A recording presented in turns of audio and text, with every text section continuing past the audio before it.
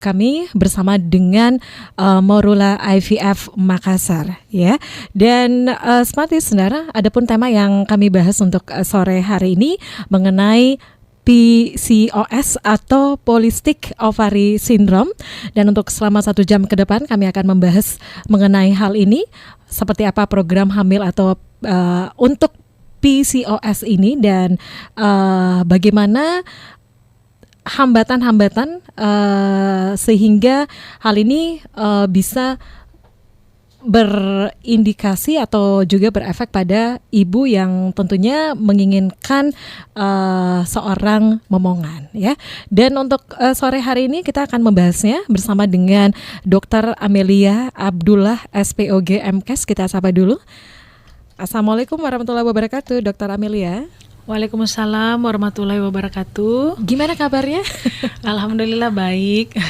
Hari ini luar biasa gitu ya. Ini bawahan dan juga atasan ini matching semua ya. Oh iya, alhamdulillah. Oke. Dan kompak selalu. Iya. Dan sore hari ini kita juga sudah bersama dengan Branch Manager dari Morula IVF Makassar. Kita sudah bersama dengan Ibu Waude Nurvina. Assalamualaikum warahmatullahi wabarakatuh, Ibu Vina. Warahmatullahi wabarakatuh. Selamat sore, Smart Listener, ketemu lagi. Kayaknya lama banget gitu ya baru ketemu lagi, Bu Vina. Masa sih? Iya.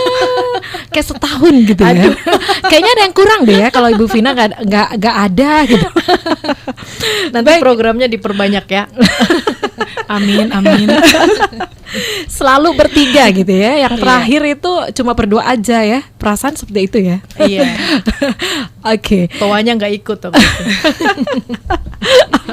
Baik, Bu Vina dan juga Dr. Amelia, untuk sore hari ini kita akan bersama kurang lebih 1 jam ke depan. Dan Smart Listener, kami juga mengundang Anda untuk bisa berinteraksi bersama kami untuk line telepon di 833-225, kemudian untuk line SMS atau WhatsApp di 0811461011. Baik, untuk sore hari ini kita mempunyai tema PCOS, Polycystic Ovary Syndrome. Mungkin bisa sedikit gambaran ya untuk PCOS ini, yang tentunya seperti apa sih dampaknya untuk mereka juga yang menginginkan ataupun sedang menjalani program hamil begitu. Iya, terima kasih Mbak. Jadi mungkin pertama saya meluruskan dulu.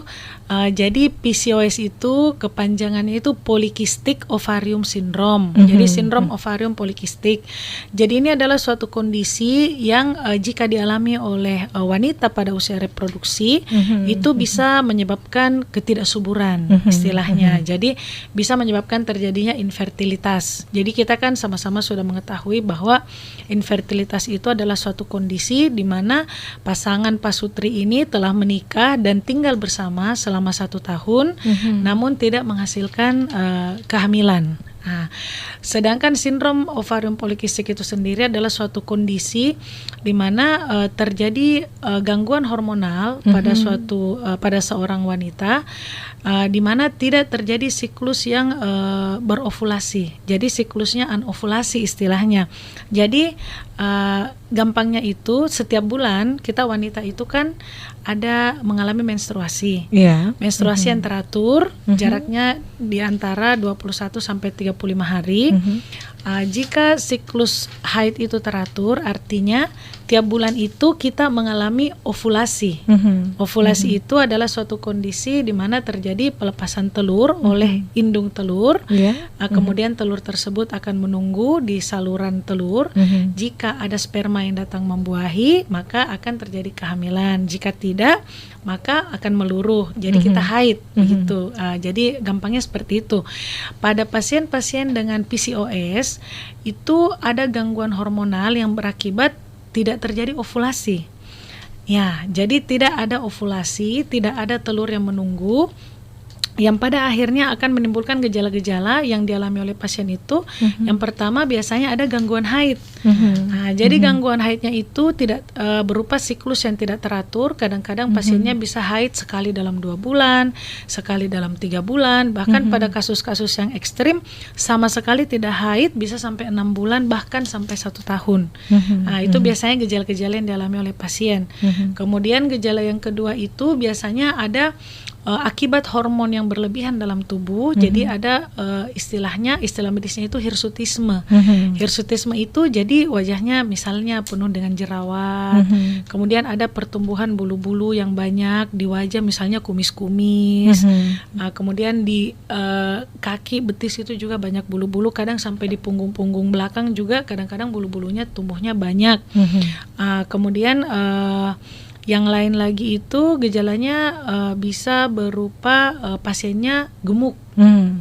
Jadi berat badan berlebihan dan sangat sulit untuk diturunkan. Kemudian yang penanda terakhir itu yang bisa kita temukan pada pasien-pasien dengan PCOS itu ditegakkan dengan pemeriksaan USG. Jadi pasien yang mengalami keluhan tadi ternyata di USG kita lihat melalui USG transvaginal, kita bisa lihat dinding telurnya kecil-kecil. Jadi jumlah telur sangat banyak tapi ukurannya kecil sehingga sangat sulit untuk terjadi ovulasi. Begitu gambaran singkatnya, Mbak. Iya. Oke. Ini PCOS ya, polycystic ovary syndrome.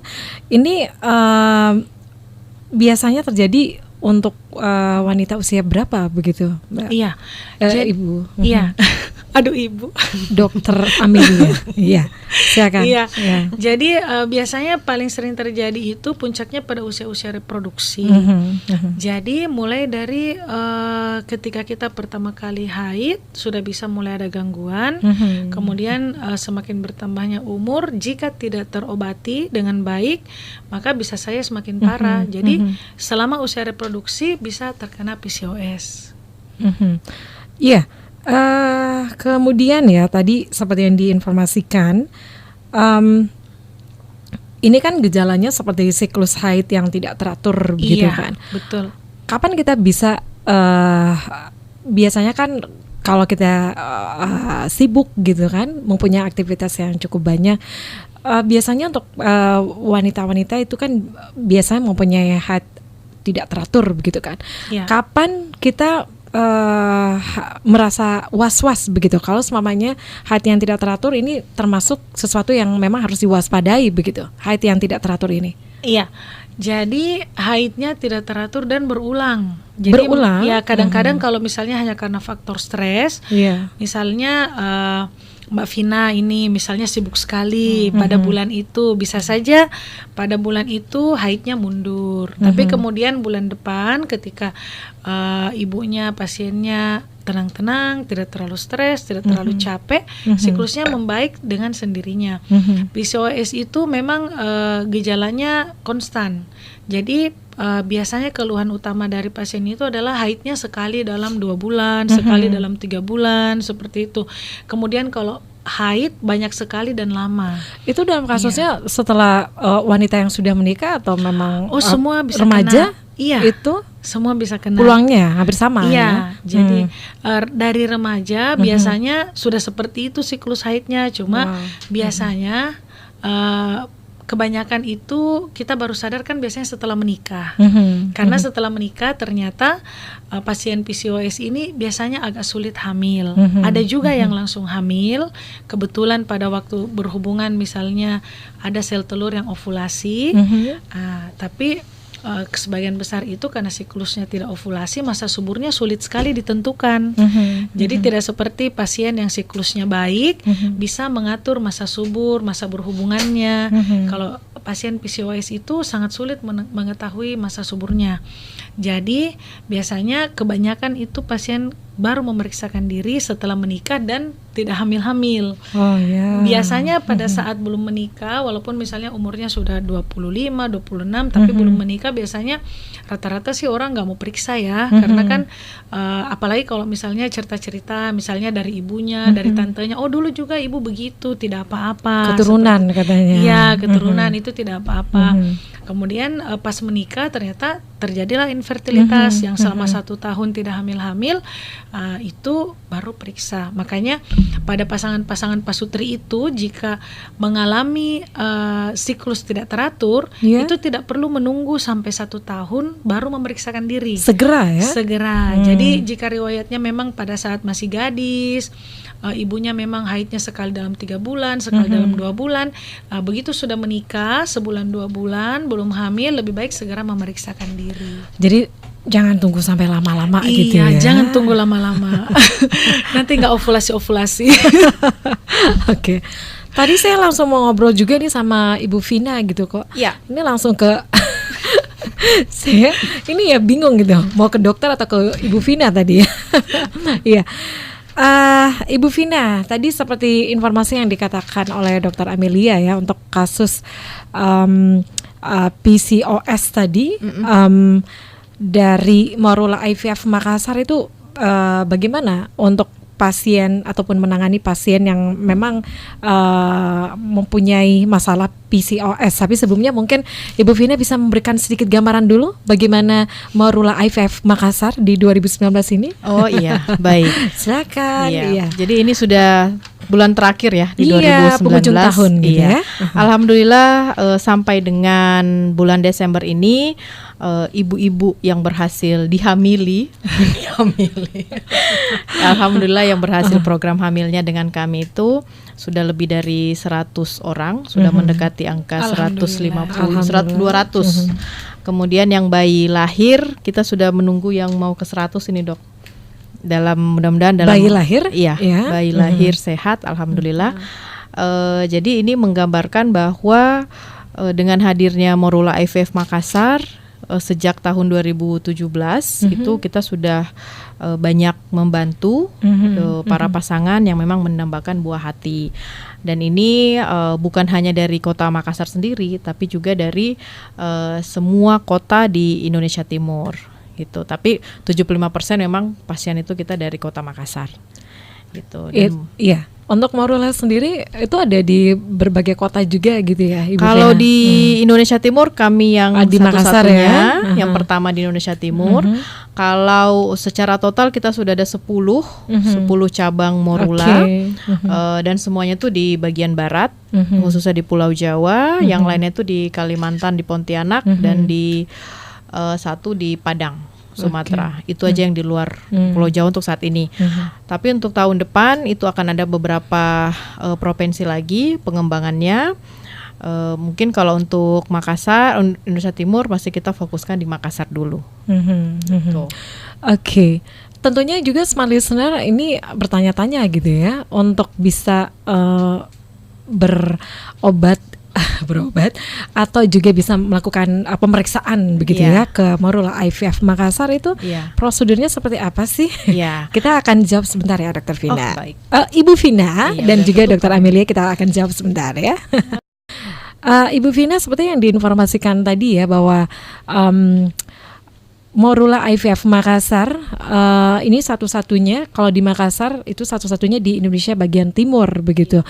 Nah, kalau semuanya tidak terasa kalau saat ini kita sudah masuk di penghujung tahun ya, apakah ada yang spesial begitu Ibu Vina di penghujung tahun kemudian masuk di 2020 nantinya, apa yang spesial yang tentunya penawaran menarik yang diberikan untuk masyarakat Makassar dan sekitarnya? Silakan Ibu Vina. Oke. Jadi untuk akhir tahun ini mungkin juga sudah dijelaskan di bulan kemarin ya. Kita masih ada program promo end year ya untuk khusus program bayi tabung. Jadi ini kalau normalnya range biaya yang dikeluarkan per pasien itu kisaran 80 sampai 85 juta. Selama program promo ini itu bisa saving sekitar 10 sampai 15 juta. Ya, jadi bagi para pasangan yang masih mikir-mikir, boleh untuk bertanya dulu kalau ada yang ditanyakan, boleh ke nomor WhatsApp kami atau bisa langsung ke klinik kami di Rumah Sakit Awal Bros lantai 9. Oke, untuk informasi lebih banyak lagi. Iya, betul. Baik, dari Ibu Vina saya ke Dokter Amelia dulu ya. Ini kita sudah ada SMS yang masuk sore hari ini, dan untuk Anda yang lain juga smart listener, kita masih membahas PCOS, Polycystic Ovary Syndrome, dari beberapa gejala tadi yang sudah disebutkan oleh Dokter Amelia ya, seperti haid ya, siklus haid yang tidak teratur ya, kemudian disertai rasa nyeri juga gitu ya Dok. Kadang tidak nyeri. Kadang tidak nyeri ya, tapi untuk siklus haidnya itu tidak teratur gitu ya. Iya. Mungkin ada di antara Anda juga smart listener yang mengalami ataupun keluarga Anda yang mengalami gejala-gejala yang seperti diinformasikan tadi oleh Dr. Amelia. Jadi ini merupakan kondisi terganggunya fungsi ovarium bagi perempuan usia subur yang berujung dengan hormon yang tidak seimbang ya. Jadi untuk wanita yang mengalami sindrom PCOS ini kemungkinan untuk hamil itu juga besar ya peluangnya, Dr. Amelia. Iya, jadi bisa hamil, tergantung masalah-masalah PCOS-nya sendiri apakah masih tergolong ringan, sedang atau berat. Baik, kita ada SMS yang masuk ya, kita baca dulu untuk sore hari ini dari Pak Tahir di Goa.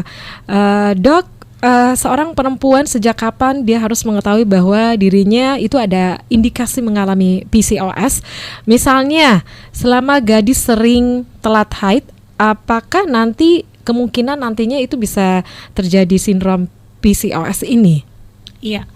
Jadi telat haid itu kita harus tahu dulu siklus haid yang normal itu berapa hari. Jadi siklus haid yang normal itu antara 21 sampai 35 hari. Jadi yang dianggap terlambat haid itu jika siklus haidnya lebih dari 35 hari. Maksudnya setelah 35 hari dia tidak datang bulan. Jadi jika misalnya pada waktu gadis, seorang gadis itu haidnya selalu terlambat 2 minggu atau 3 minggu bahkan 1 bulan, itu memang bisa saja mengarah ke PCOS. Maka biasanya bisa memeriksakan lebih dini kondisi-kondisinya. Namun jika ternyata terdiagnosa PCOS pada waktu masih gadis belum menikah, maka target terapinya itu bukan untuk hamil karena kan belum menikah. Target terapinya biasanya adalah mengatur dulu haidnya supaya haidnya teratur dan menjaga bagaimana supaya kondisi PCOS ini tidak bertambah berat. Karena ada beberapa kondisi yang bisa memperberat PCOS. Misalnya yang pertama berat badan. Oh, berat badan ini juga sangat berpengaruh ya? Jadi sangat berpengaruh untuk kondisi PCOS. Jadi biasanya pasien-pasien dengan PCOS itu biasanya indeks massa tubuhnya lebih besar daripada yang normal. Jadi dengan kata lain memang gemuk. Nah, jika pasien-pasien yang gemuk itu tadi terdiagnosa PCOS, biasanya kita menyarankan untuk perubahan gaya hidup dulu di awalnya. Gemuknya berapa kilogram itu yang memang sudah sudah diwaspadai gitu ya, jangan sampai berapa 50 biasanya sesuai dengan tinggi badan. Indeks massa tubuh ya. Jadi biasanya jika ternyata kondisi pasiennya memang berat badannya berlebih, kemudian untuk sekarang ini belum mengharapkan kehamilan, misalnya belum menikah, kita biasanya langkah pertama itu adalah perubahan gaya hidup dulu. Jadi zaman sekarang itu kan gaya hidup ya bagaimana ya, semuanya serba instan gitu ya. Semua makanannya juga serba instan, junk food gitu kan. Betul sekali. Jadi makanan, minuman itu sangat berpengaruh memang dalam kesuburan wanita. Untuk pasien PCOS itu sangat erat hubungannya dengan gula darah juga. Jadi biasanya kita mengajarkan kepada pasien bahwa untuk memperbaiki kondisi PCOS ini, itu pertama harus menurunkan berat badan. Menurunkan berat badannya jangan pakai obat diet, jangan pakai obat-obat apa, jamu-jamu yang tidak gitu jelas, yang ekstrim. Tapi cukup dengan mengurangi gula, karbohidrat, dan lemak, kemudian memperbaiki metabolisme dengan olahraga. Jadi lini pertama PCOS memang adalah perubahan gaya hidup dulu. Karena pada beberapa kondisi ada pasien yang hanya dengan olahraga, mengurangi berat badan, secara alami itu bisa hamil karena terjadi ovulasi. Jadi kembali ke ovulasi yang tadi ini. Jadi kan kalau PCOS-nya lagi parah, ovulasinya tidak terjadi. Kemudian karena pasiennya diet, mengurangi makanan yang manis, junk food, memperbanyak makan protein, vitamin, mineral, air putih lebih banyak, jangan dikit-dikit Thai tea. Itu kan manis sekali. Manis ya. Jadi biasanya hanya dengan perubahan gaya hidup seperti itu, kadang-kadang kita bisa mengharapkan ada kehamilan terjadi secara alami. Jadi kadang bisa muncul, kadang bisa hilang juga istilahnya gitu ya. dia ada kondisi yang lagi berat gitu. Dia ada beberapa kondisi yang memperberat PCOS. Jadi tidak semua orang memang PCOS karena memang ada faktor genetik juga. Jadi biasanya ada faktor keturunan juga. Jadi seperti yang saya bilang tadi, mungkin ada ibunya, tantenya seperti itu juga, tapi toh punya anak juga. Kebetulan mungkin lagi ovulasi. Tapi jika tidak terkontrol dengan baik, makannya tidak terkontrol, berat badannya tidak terkontrol, bisa lebih parah dari ibu dan tantenya mungkin seperti itu. Jadi memang harus dikontrol dikontrol. Iya. Baik, kita ada SMS berikutnya ini kembali saya bacakan, dan untuk Anda yang lain seperti sebenarnya kami masih menantikan Anda juga karena waktu kita bersama Morula IVF Makassar ini cukup singkat ya. Jadi kalau semuanya ada yang ingin Anda tanyakan, ini langsung aja nih bersama Dr. Amelia. Dan untuk Anda juga yang mau nanya-nanya nih paket ataupun program menarik ya selama promo menarik ya selama bulan Desember sampai di Januari 2020 nantinya dari Morula IVF Makassar. Di sini ada Ibu Vina yang akan menjawab pertanyaan Anda ya. Baik, kita ada SMS ini dari Rini di Goa. Ini mau tanya apakah normal jika siklus menstruasinya dalam 3 bulan terakhir ini terus mundur? Apa pengaruhnya ke depannya ya?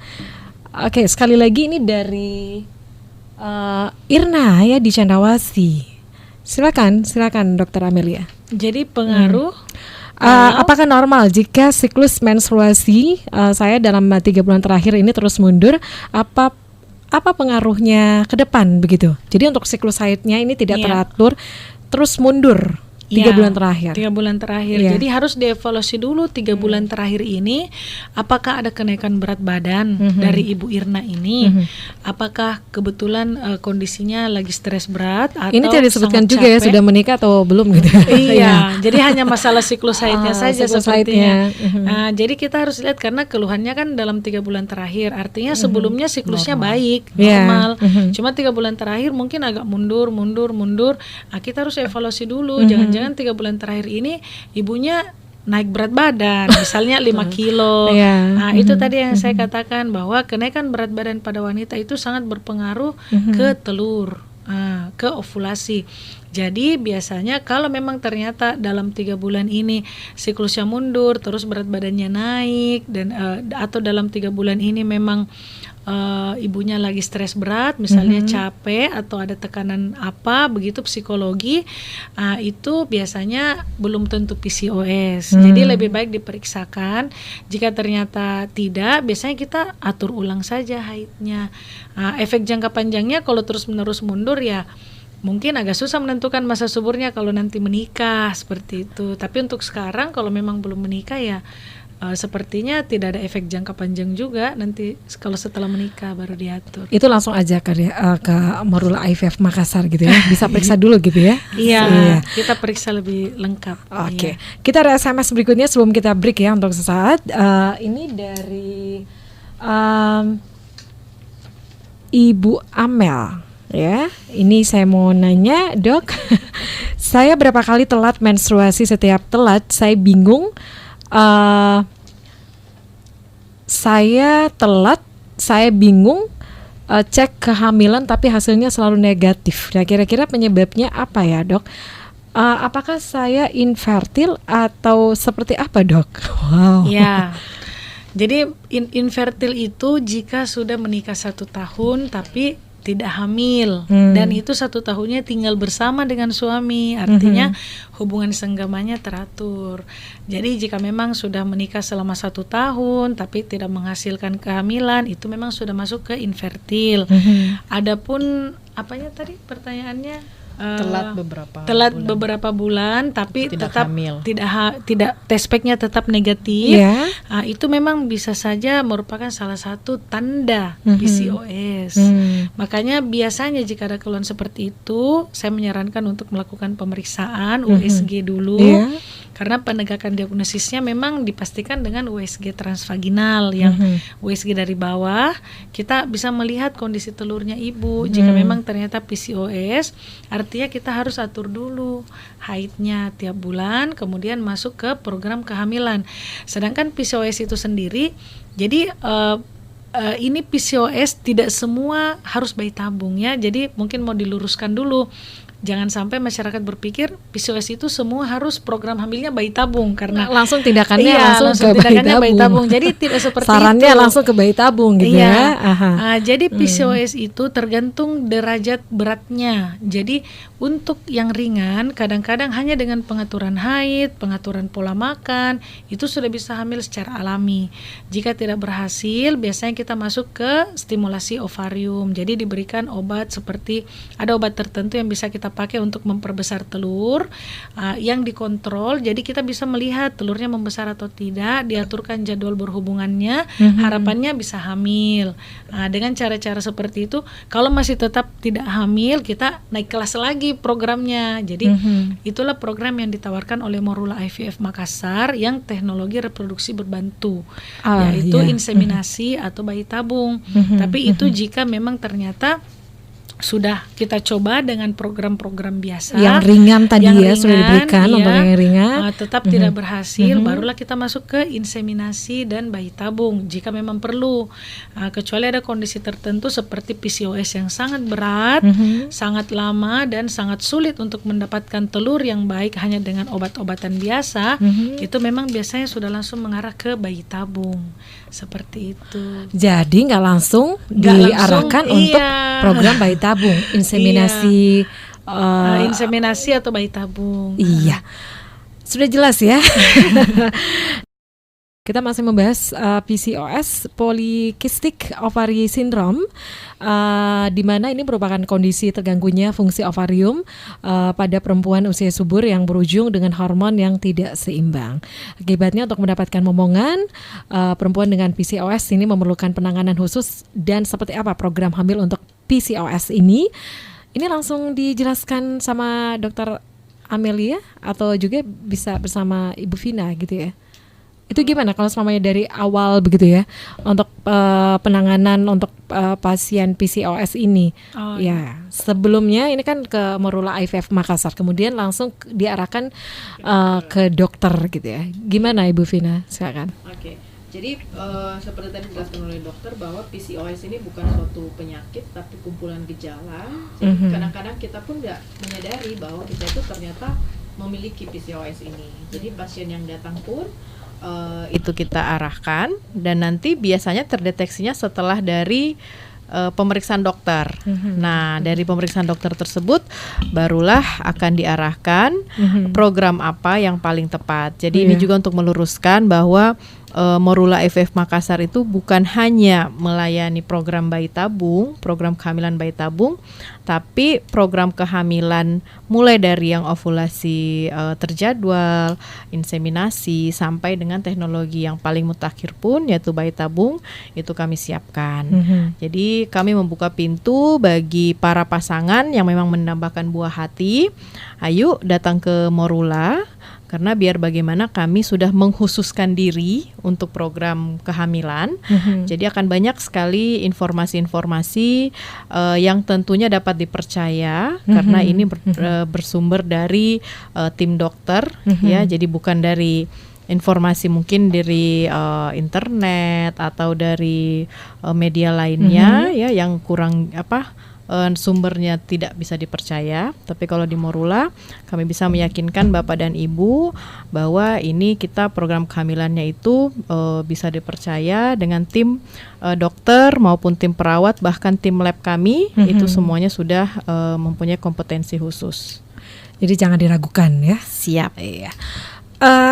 Saya kembali ke Dr. Amelia ya. Ini untuk sindrom PCOS ya. Kalau semuanya dari kasusnya sendiri, apakah memang sindrom ini banyak dialami oleh wanita begitu? Iya. Apakah mengalami peningkatan setiap tahunnya atau seperti apa? Seperti yang dokter tahu gitu. Iya. Kalau sekarang memang kalau dilihat dari pasien-pasiennya memang banyak ya, sangat banyak kondisi-kondisi PCOS ini bermunculan. Jadi sebagian besar itu kan penyebab infertil itu kan macam-macam. Ada dari faktor wanita, ada dari faktor pria. Mungkin sudah pernah dijelaskan juga kan di sini di pertemuan sebelumnya. Jadi kalau PCOS itu biasanya lebih ke faktor wanita. Jadi gangguan hormonal. Seperti yang saya bilang tadi, gangguan hormon ini semakin meningkat seiring dengan gaya hidup yang tidak sehat. Jadi pola makan yang tidak seimbang, lebih banyak junk food, lebih banyak ngemilnya mungkin, karena sekarang ini rata-rata orang bekerja. Bekerja itu artinya mungkin makanan yang ada yang cepat, instan seperti itu. Jadi tidak terlalu bagus kandungan gizinya, apalagi jika memang ada bakat mengarah ke PCOS, maka akan betul-betul menjadi PCOS. Jadi memang sekarang sebagian besar pasien-pasien kita itu yang bahkan sampai maju bayi tabung juga itu atau inseminasi, sebagian besarnya memang PCOS. Karena sangat sulit untuk mendapatkan telur hanya dengan program biasa. Dok, saya ingin nanya juga nih ya. Kalau kita mempunyai anak gitu ya, kalau mereka usia remaja ya, biasanya kan kalau anak-anak sekarang ya untuk haid pertama kali itu biasanya pada saat kelas 5 SD kan, ada juga yang sudah dapat lebih cepat. Iya, lebih cepat ya. Kelas 5, kemudian ada yang kelas 6 terus masuk di SMP gitu kan. Tapi kalau semuanya duduk di bangku SMP tapi belum mendapatkan haid juga, itu perlu diwaspadai tidak? Bisa dilakukan pemeriksaan, namun sebenarnya usia itu kan haid pertama namanya menars ya. Kalau kita istilah kedokterannya menars, itu menars biasanya bisa sampai umur 15 tahun. Umur 15 tahun. Ya, namun sekarang memang semakin cepat sepertinya ya. Anak-anak sekarang kayaknya kelas 5 SD, kelas 6 SD rata-rata sudah haid. Dulu-dulu sih masih 13, mungkin SMP. masih SMP. Iya. Tapi kalau sekarang nih karena makanannya ya, mungkin ya, faktor makanan gitu ya. Cepat ya haidnya. Terus dok, kalau semuanya pernah mendapatkan haid pertama, terus untuk haid berikutnya itu waktunya cukup lama, jauh ya? Itu normal tidak? Pada tahun pertama itu masih kita anggap normal. Jadi usia menars misalnya dia haid kelas 6 SD misalnya haid pertama, kemudian bulan berikutnya tidak dapat, nanti 2 bulan kemudian baru dapat, setelah itu stop lagi, 3 bulan kemudian baru dapat. Itu kadang-kadang kita masih maklumi untuk 1 tahun pertama, karena poros yang dari otak ke bawah itu yang mengatur siklus haid biasanya belum terlalu matang pada awal-awal haid. Namun jika terus-menerus seperti itu, sudah masuk tahun kedua, tahun ketiga, tapi tetap haidnya masih tidak sangat teratur, jarang, tidak teratur, itu lebih baik memeriksakan diri seperti itu. Jadi tahun pertama masih aman lah. Pasti banyak ibu-ibu yang galau ini. Galau anaknya haid terus stop. Iya, kita punya anak gadis gitu ya. Saya bener dok, saya galau. Tapi memang ya, anak saya memang mempunyai berat badan juga agak lebih gitu ya. Tapi waktu SD itu agak lebih berat badannya, tapi pada saat SMP itu sudah mulai agak turun. Tapi itu ya, pernah haid pertama kali, kemudian berhenti. Yang saya perhatikan ini kok nggak haid lagi. Jadi ini faktor yang memang biasa gitu ya. Jadi hal yang memang patut kita waspadai kalau mamanya masuk ke tahun kedua ya.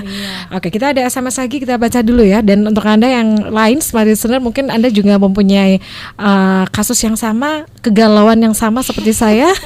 Silakan itu bisa langsung aja ya di untuk line SMS atau WhatsApp-nya di 0811 46 10 11. Untuk line telepon yang mau langsung ngobrol bersama Dr. Amelia atau juga bersama Ibu Vina di sini, silakan 833-225. Kita ada SMS lagi dari Ibu Jovita di Daya. Selamat sore dokter, boleh diketahui apa saja sih ciri-ciri fisik perempuan jika di dalam dirinya tuh ada kemungkinan terkena gangguan sindrom PCOS ini? Langsung dijawab. Iya, jadi ciri-ciri fisiknya mungkin tadi sudah sempat disinggung ya. Biasanya ada tipenya memang yang berat badannya berlebih. Jadi tidak semua pasien PCOS itu gemuk, tidak semua. Tapi sebagian besar orang yang gemuk PCOS. seperti itu. Sebagian besar Orang yang gemuk itu bisa PCOS. PCOS, tapi tidak semua pasien PCOS itu gemuk. Jadi ada tipe yang kurus. Ada tipe yang kurus, tapi rata-rata itu berat badannya berlebih.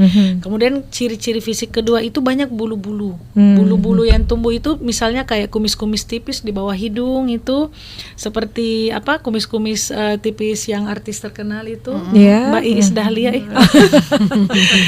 Seperti itu. Seperti itu gambarannya ya, karena kan sangat terkenal beliau karena kumis-kumisnya. Jadi gambarannya bisa seperti itu. Kemudian ciri fisik yang lain itu bulu-bulunya juga banyak tumbuh di ekstremitas, di kaki, di betis. Kemudian biasanya banyak berjerawat. Oh, banyak berjerawat. Iya, tapi ada juga yang tidak.